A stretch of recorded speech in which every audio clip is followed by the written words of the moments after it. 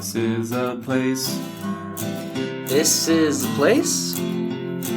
This is a place. We want to talk about. This is a place. Thank you for listening to the Utah Pickleball Podcast. My name is Brandon, and I'm joined by the pickleball champion himself, Nate Linnell.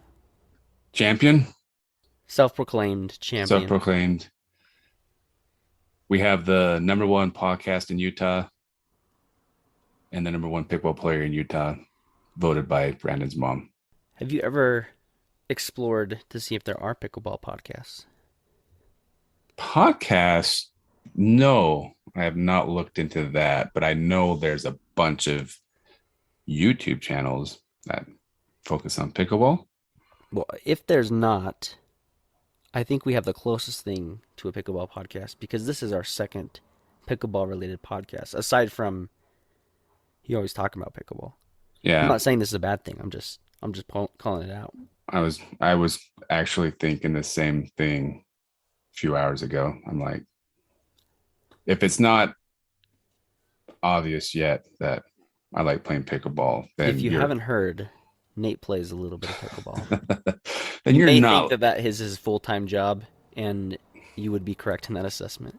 Yes. Whenever, I think I've mentioned this before, but whenever I leave the house, my daughter says, "Where are you going? Pickleball?" That's her.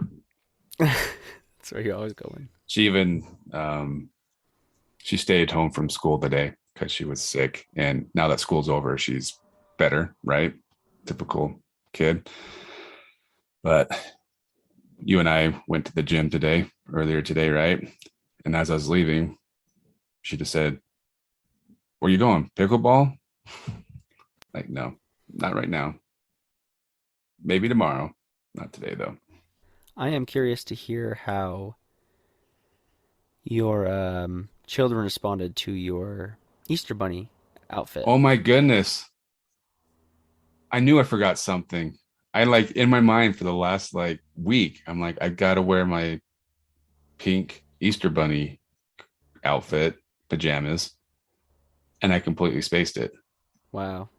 Oh my goodness. Wasted opportunity. Gonna have to wait till Christmas or Easter next year. Christmas is a good time to wear your pink nightmare outfit. Oh my gosh, I can't believe I forgot that. I feel like that's like $7.50 down the toilet. I guess if I use it next year, we'll find a use for it. We'll find a use for it. But how was your Easter weekend, or Passover, or there was 3 holidays, right? It's like I only know of Easter, Passover, and then something else. I don't know. However you celebrated. I know you celebrate Easter, so that's why I'm asking how your Easter celebration went. It was good. We went to my mom's house with all my siblings and their kids. And my sister started, it's been a few years, this tradition. Usually we did the traditional Utah thing of funeral potatoes and ham, right? And you'd always wait till the Sunday before to go find your cornflakes, and you can't find them anywhere in the stores. But I don't know how long ago it was, but my sister started this Jesus dinner, I think she calls it. And we try to eat foods that maybe he might have had in biblical times, which is funny because nobody likes fish. So we never have fish. You think that'd be the number one thing, but it's usually different kinds of cheeses. Then we usually have chicken, and then what do you call that type of bread? Like pita? No, well, that probably would have been a good idea, but like a baguette, flatbread or baguette type bread, and then you put oil and balsamic vinegar, mix it, which is fun. It's great. But I'm not going to lie, and I hope I don't offend my sister or my family by saying this, but I do miss the funeral potatoes and ham. I'm ready to go back to the old tradition. Well, here's what you do. Instead, you do that Jesus dinner on December 1st to welcome him in for the Christmas season because that's what my wife's family does. It's the same thing, but in December. Oh, you do it in December? Hmm. Oh, okay. We What? have Star of Bethlehem soup, just chicken noodle soup, and grapes and uh, Triscuits Triscuits? and cheese. Jesus had Triscuits? Yeah, well, I'm sure. Yeah, they're little edible plates. So suggest that. Suggest they move it to a different time and around Christmas time, and then Nate can have his ham and his cornflake potatoes. Cornflake potatoes. And then like the rolls. Yeah. That's a good meal right there. Yeah, so we basically hung out at my mom's house. And you know I'm a deal shopper. My mom, when we went down to Zion's the week prior, said, "Hey, have you seen any good deals on a trampoline?" I was with you when you got the phone call. Were you? You probably were, yeah. And that's true, huh? We were on the way down to Orem. And I said, "It's funny you mentioned that because I've seen two really good deals. One was a manufacturer in Logan that was kind of clearing out their warehouse, but I think that sale had come and gone. But the Walmart by my house had one of those kid trampolines with the enclosure for pretty cheap. So she had me pick one up and I brought it to her house yesterday. And then you would think setting up a trampoline would be a very simple process, but it took three adults, three of us, like 2.5 hours to put that dumb thing together. I set up a child's little Tykes trampoline, and it took me 45 minutes. Yeah, it So was.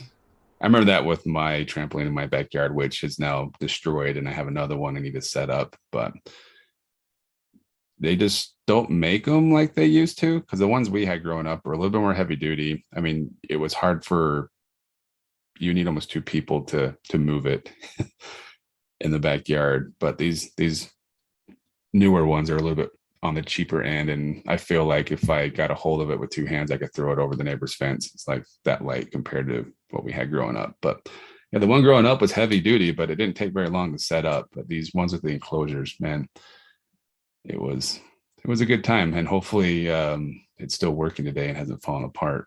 We'll see what happens. But that was my Easter Sunday, was putting together a trampoline basically and eating Jesus like food. So how was yours? mine was good. We ran to many different places. I had went to my parents' house, had cinnamon rolls, had a baby blessing with the traditional ham and potatoes.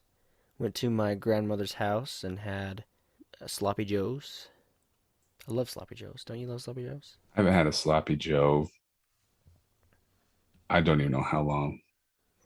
15 years at least. Hmm. Well, I like sloppy joes. Yeah. And then went to my wife's family's for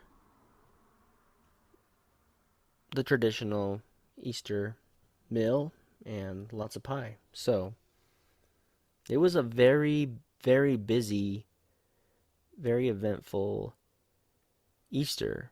Well, for your own kids, what's your tradition going to be with the Easter baskets? Is it something you hide and make them find, or do you just give it to them? We were pretty busy this whole weekend, to be honest. This one I love, and I did do it last year, but completely spaced it this year. Is having a trail of jelly beans leading to from the bedroom to wherever the treats or the basket may be. Because I mean, the Easter Bunny leaving a jelly bean trail, of course. I like that. I like the Easter egg hunts. Those are always fun. Had those a Yeah, lot growing up. we went over to the West Jordan Easter egg hunt on Saturday morning. So it was nice that that's back again. Because I feel like it's been gone for the last few years. Kids had fun. That's all that matters, right? But I found it. There was three religious holidays that overlapped this last weekend, and it's rare. It's a rare 30-year thing. So it might be a while before it happens again. So yeah, Ramadan, Easter, and Passover all on the same weekend. That's a busy weekend.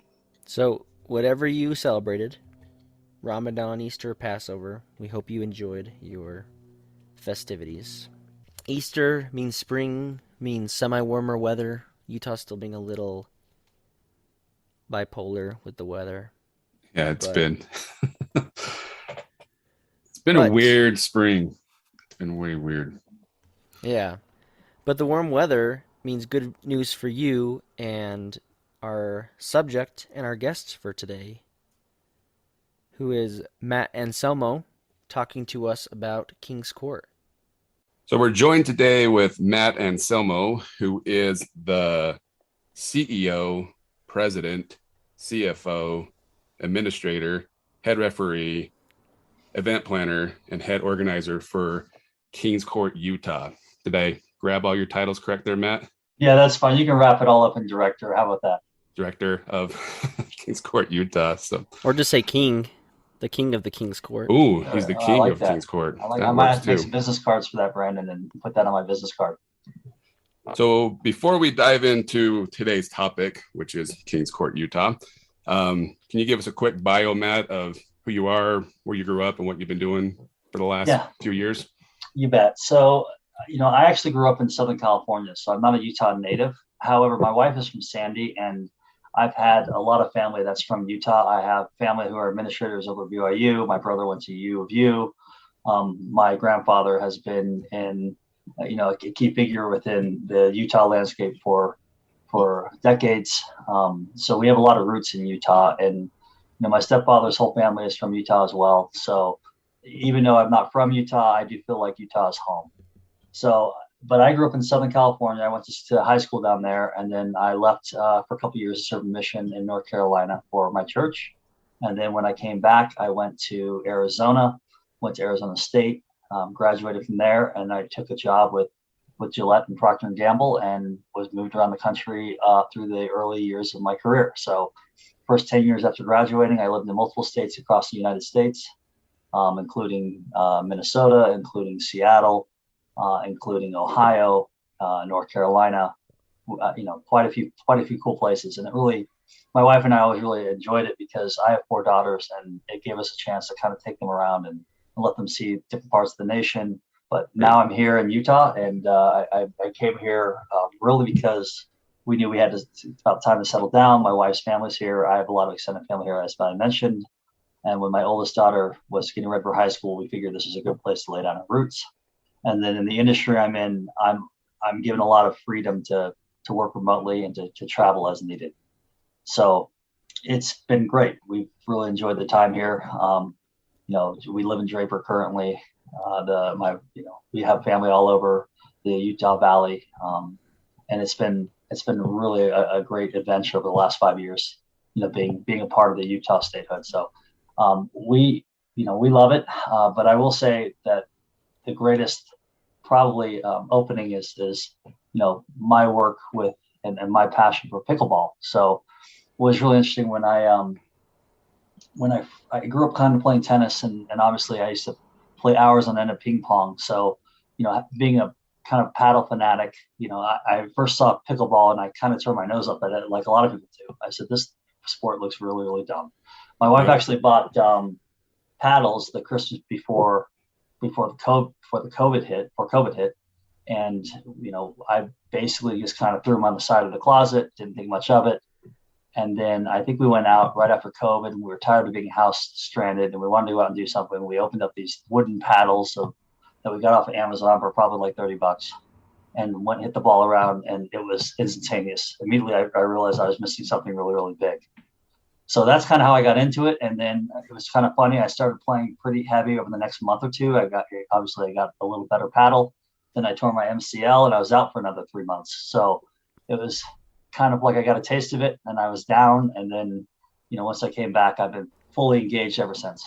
Yeah, my story is a little bit similar to yours. I think I got invited to play pickleball once or twice before COVID hit. And I'm like, this actually isn't as bad as I, like you said, thought it was. And then COVID hit, and there was nothing else to do, and started playing pickleball kind of casually with some friends, and had a good time playing it. And then I don't think it was until I got invited to play King's Court that I'm like, oh, there's a whole new level of pickleball that you can play and get that kind of competitive edge that I had when I was younger, when I was better at sports or better conditioned.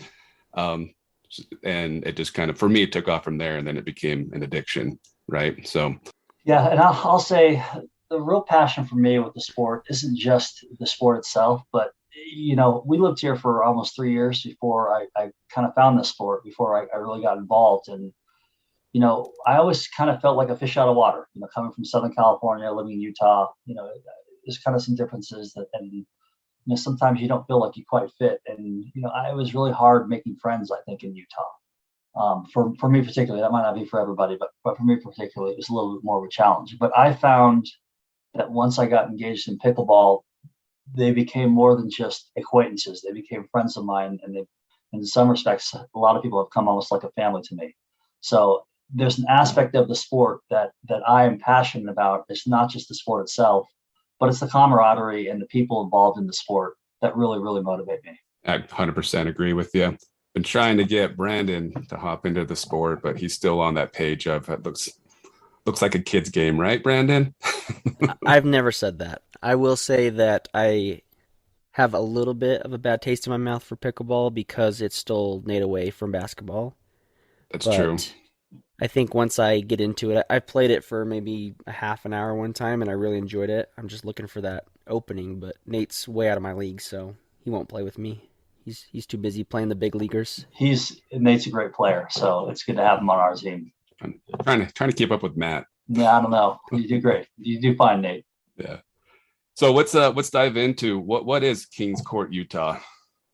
Yeah, it's a good question. So I'll kind of give you our stated mission statement, and then we can kind of digest it a little bit. So, Kings Court, Utah is basically an official pickleball club that we registered with key pickleball groups, including the USAPA. There's a scoring system called DUPR, and then also with pickleballtournaments.com. It's basically was founded to give the best players in Utah recognition within the community and on a national level. Our group of players have established themselves at tournaments. They represent our growing pickleball community, and they support fellow members at all events. So it's kind of like a giant community. It's a way to kind of bring us all together. It was started, and we'll get to it in a second, I'm sure, on this Kings Court idea and league, and I'll kind of give you some background on that.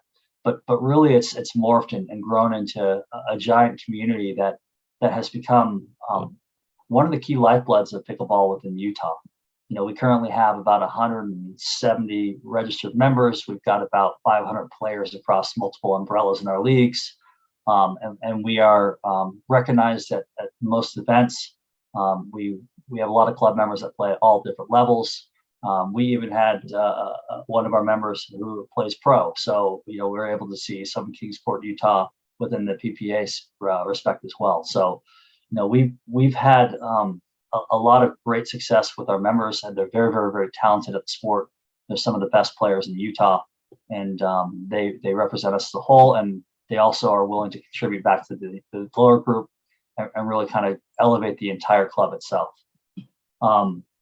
In the end, it really is about bringing together the best group of pickleball players in Utah and trying to scale it together for events and sponsors. I think we want to eventually provide clinics for our club members to continue to improve their skill set. And really, my ultimate goal is to become the largest pickleball club in the United States. And I think we're on our way. Would you say you're the biggest in Utah? We registered with the USAPA. I believe that is correct. So I don't have finalized numbers on this. I heard there's a couple clubs, one down in Texas that's pretty big. I think there's one in Newport Beach that's really, really big. So there are some bigger clubs right now, but we're a very, very active club. The coolest thing about Kings Court, Utah is most of our members play weekly, if not daily, and it's a passion for everybody who kind of joins the ranks. So once I finally join, that'll tip the scales and we'll be above Texas, right? That's correct, Brandon. We just need +1. So just waiting for you, Brandon. This whole podcast is basically just to get you recruited. So yeah, kind of like an intervention thing. There we go. That's right.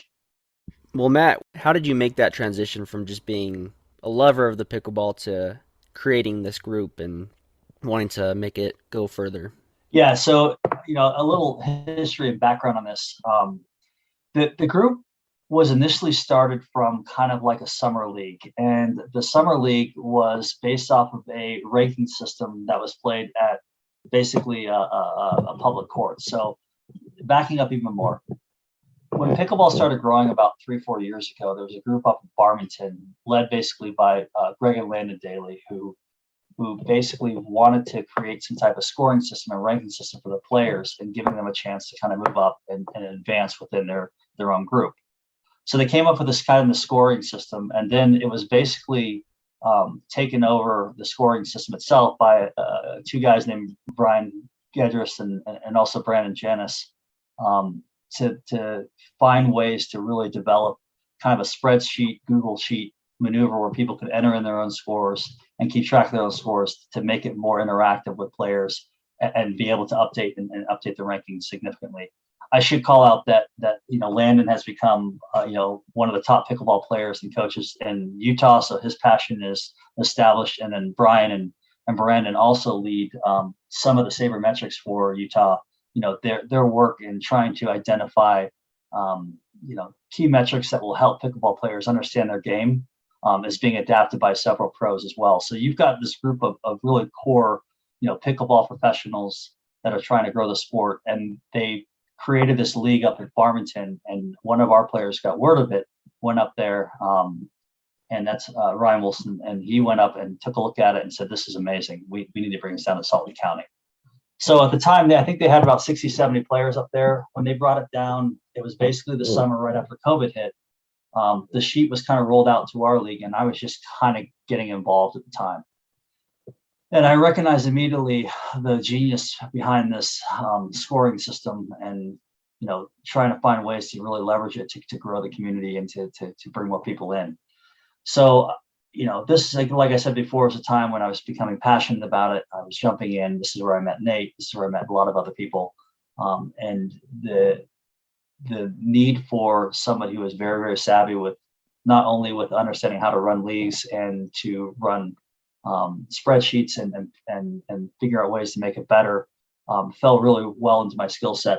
Being a business professional for 20 years, I've had a lot of experience working with Excel, working with understanding how groups should work and how people want to be motivated and how to create an environment that people want to be part of. So at the end of the summer, it was kind of turned over to me. And that was back in 2000. And in 2021, I ran, Kings Court, the Kings Court League for the entire summertime. The league goes basically from the beginning of May until the end of September. At the end of September, we actually even created a league championship, or club championship. So if you're part of the club and playing Kings Court, you can be part of basically a championship to identify who the best club champion is for the upcoming year.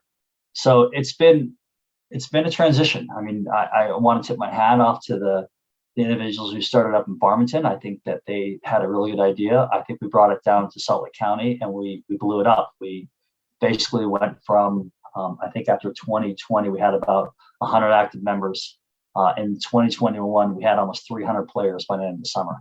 So we almost tripled the amount of people playing, rotating and scoring and being able to really help people, compete to become better players and really enjoy the camaraderie you find with our group. And where do you play? Where does Kings Court take place? So Kings Court is played primarily over at there's some city parks in Bluffdale. We usually play Monday through Thursday from 6 a.m. to about 7:30 a.m. We have rotating days because obviously we can't get all our players on the courts at one time. So we found ways to create different skill levels for different days. And then we kind of blend the days together to create a running list of ranking. And then we are also, obviously very conscious that they are public courts. So, we find that the what we do right now for Kings Court is almost like a community service. We don't obviously make anybody pay to play in Kings Court. That's kind of separate. If you want to be part of the club, that's not required to play. So we don't collect any money from the court. We just encourage people to come out and play and enjoy the sport and let them be part of our group as much as they want to participate. So it's been an amazing experience, and we've seen significant growth over last summer. I'm expecting equal growth this upcoming summer. So if you show up to play King's Court, how is it different than just getting together with a bunch of guys to play pickleball? Tell us how the format is set up. Yeah, great. So some people, I've asked people what they like most about King's Court, and I usually the most common answer I get is, I know that I can show up and play with the same skill set of people that where my ability lands me. So people know that they can basically check a box, they can show up, their names get assigned to courts with basically skill sets that are very similar to their own. So there's a lot of balance within the King's Court system. So the way the format works is you show up, you're placed on a specific court numbered 1 basically through 12. There's 16 courts there, so we always leave 4 courts open for public to make sure that we're not commandeering the courts. There's usually always courts to play with that early in the morning from Monday to Thursday. And then you basically play a round robin with the 4 people in your court. So there's 3 games, and you rotate with each player. At the end of those 3 games, the courts are resorted, and the top 2 players move up a court, and the bottom 2 players move down a court. And this is across the entire 12-court system. So you play another round with 2 additional players, and you play another 3 games. So at the end of that, you basically play 6 games in the morning against very, very competitive, that fits within your skill set. And I think people enjoy the workout. They enjoy getting to know new people, and every single day that you show up, it could be a whole different group.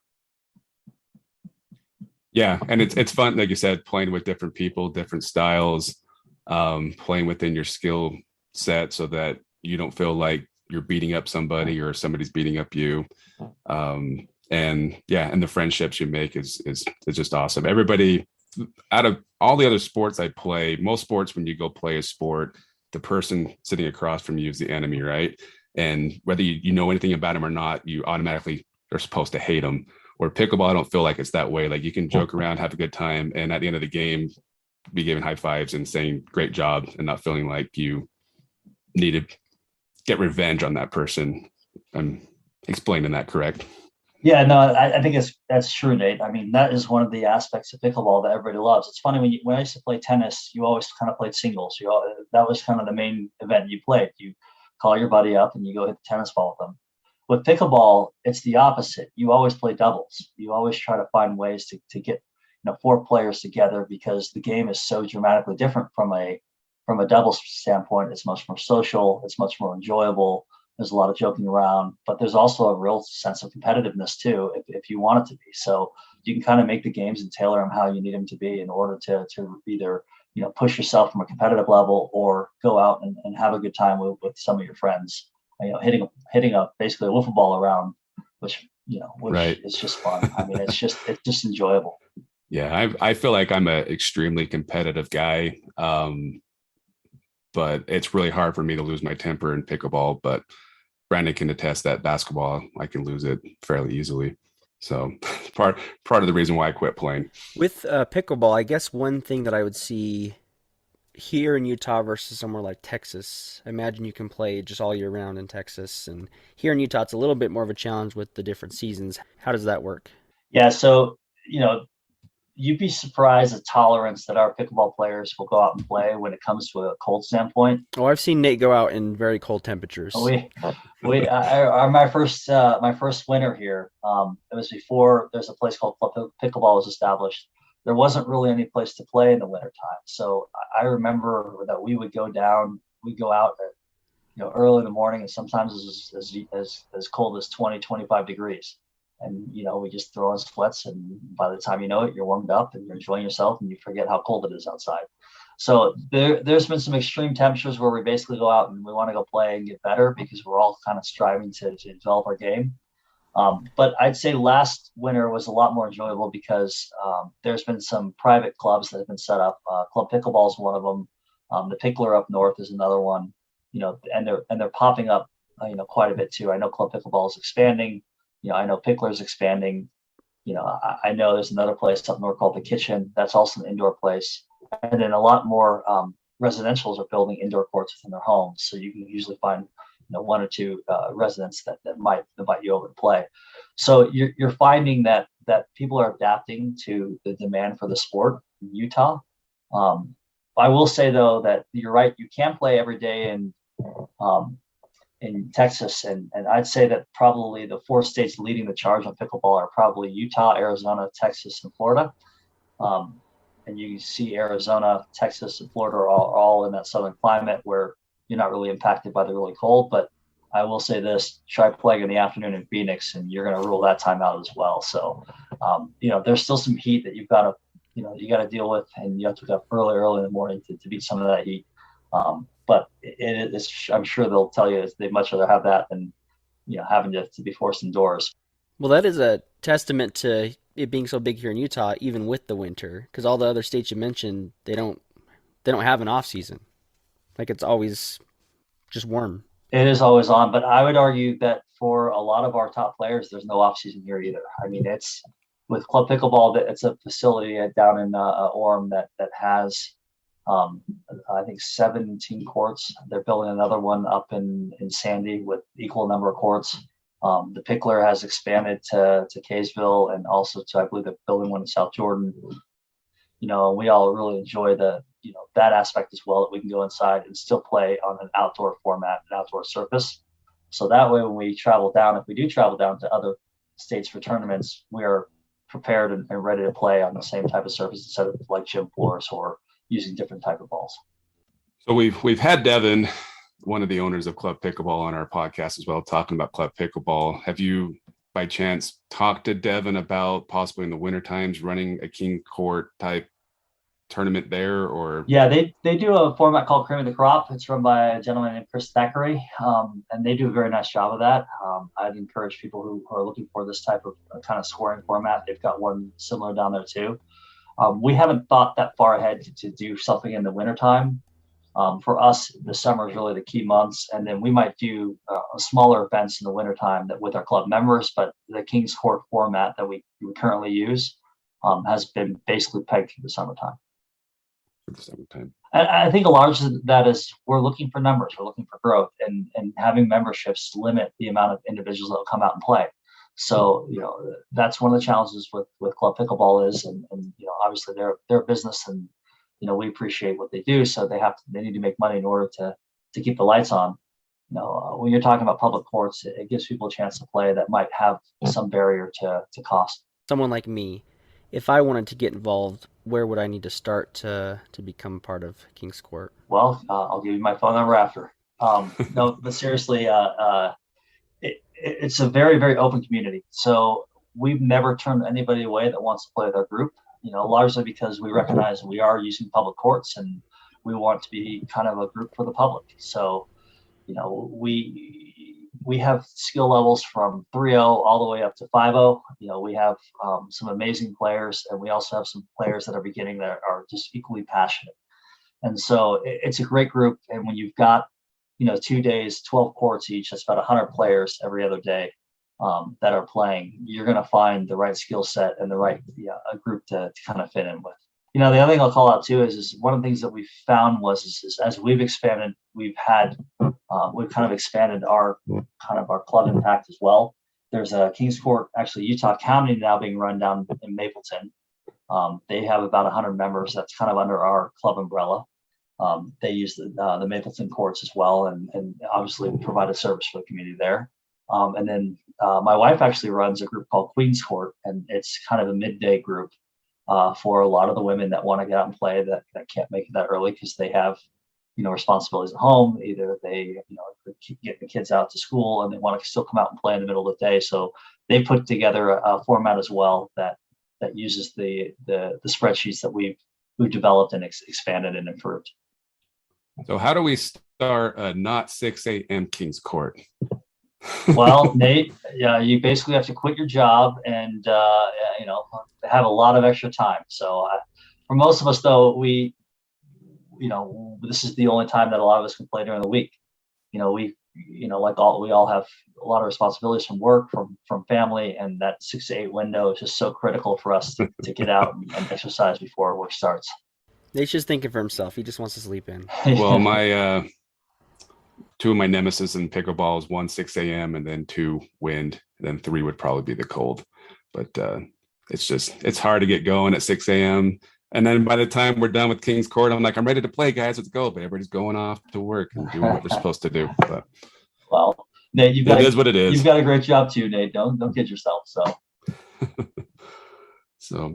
what? I think you kind of talked about it earlier, but what are your dream goals for KCU? So, I mean, my goal first off is to be recognized in the tournaments that our players go. I mean, it's kind of interesting as you pull up that tournament list, you're able to kind of claim the club that you're part of. So usually what I do is I look at the different events that our players want to go attend, whether they be professional events or led by either the APP, which is an organized body, or the PPA, which is another organized body of pickleball. And I like to scan the list and see who from our club is playing. And then I'll usually make notes if I'm there too, and we go and we watch the matches, we support them, and then we kind of rally around other members too who are there as well. So, our ultimate goal is to kind of support the group and to grow the group and to develop our players to be recognized as some of the best players in the country. So that's really the main goal, and the club will continue to grow and follow as we do that. Being a member of KCU, Matt, I appreciate all the effort and time that you put into it. You have your day job that makes you money, right, and pays the bills, but this one takes up a lot of your time and you don't get paid for it. So I guess those that were members of the church would call it a calling or something like that, and being like the sports director of Utah. So I've been sports director of my church for a while until they close it down, but it's a lot of time, a lot of effort. So I appreciate everything you do for the pickleball community and for KCU, and for taking time out of your day to come chat with us for a minute. Yeah, and the other thing I'll say too, Nate, is I've been asked, you should make some money off this, or you should be paid for this, and my comment has always been, you just can't put a value on the time that I give to this, because I think that it will really kind of lessen the amount of work I do. It's the passion that really drives me. It's the passion to really drive the sport that I care so much about, and also the individuals and people that I've been able to interact with that I really enjoyed meeting and really have influenced me in my life as well. So, I don't see any time in the near future where this becomes any sort of income stream. This is basically me trying to find ways to give back to those who I feel like I'm getting the better deal from. The other thing I'll call out to you, Nate, is we have great members like yourself. We have great members who are willing to help with the goals of the club too. You see all these emblems that you and I are wearing on our hats. This is basically our King's Court logo. This is put together by one of our members, Brad Hohen, who took time out of his career to basically contribute back to the group. So one of the things that makes it easy is everybody who's willing to pitch in and then help out and see the same vision that we have in order to grow this club to be recognized as one of the best in the United States. And thanks, Matt, for being one more person trying to convince me. I think I'm getting close to finally picking up the paddle. Well, we'd love to have you, Brandon. You're welcome anytime, and I'll make sure that Nate plays with his left hand. Probably would need to. Well, Nate, as I mentioned, I'm getting closer and closer to being convinced to play pickleball. We've done 2 episodes now, 2 high-profile pickleball people in the Utah community. One more, I think, will push me over, and I'll finally start playing. So, one more episode on pickleball? Probably. I want to play. So if anybody's listening and is a beginner such as myself, there's a court right by my house. We can go play there. There's courts everywhere now. It's been crazy because you keep thinking every time they build a new court that it wouldn't be as busy. Like things will get less busy, easier to find a court. But I feel like the community's growing so fast, almost like the housing crisis we have right now. We can't build homes fast enough. We can't build pickleball courts fast enough because it seems like all the new courts they build are just as busy as all the others. But is there a pickleball bubble is the question. Ooh, I don't think so. No. I really don't think so. Yeah, it'll be interesting to see where pickleball goes over the next 10 years or 20 years. One thing we didn't bring up with Matt, it's kind of a question I've had, is Matt brought up he played tennis growing up. I just wonder if eventually high schools will make tennis a club sport and make pickleball a high school sport, because I feel like Or they could keep tennis as a school sport and add pickleball. true, true. If they had the resources to do that or the funding or whatever you want to call it.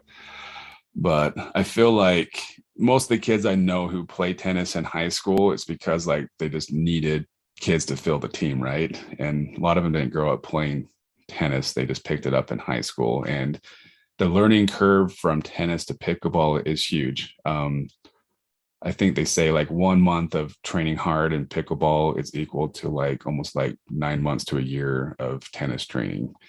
So it's easier. The learning curve's easier. So to have a pickleball team in high school versus a tennis team, I just think it'd be easier to fill the teams with pickleball, and they'd be more competitive because the learning curve is a lot shorter.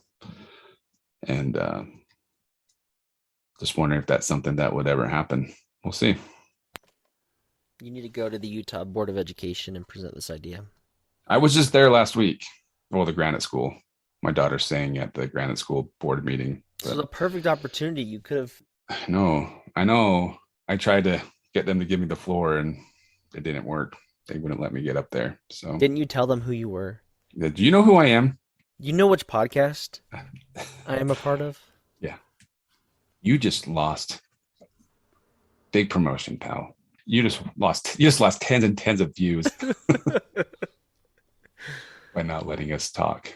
Hit Brandon up if you want to learn how to play pickleball.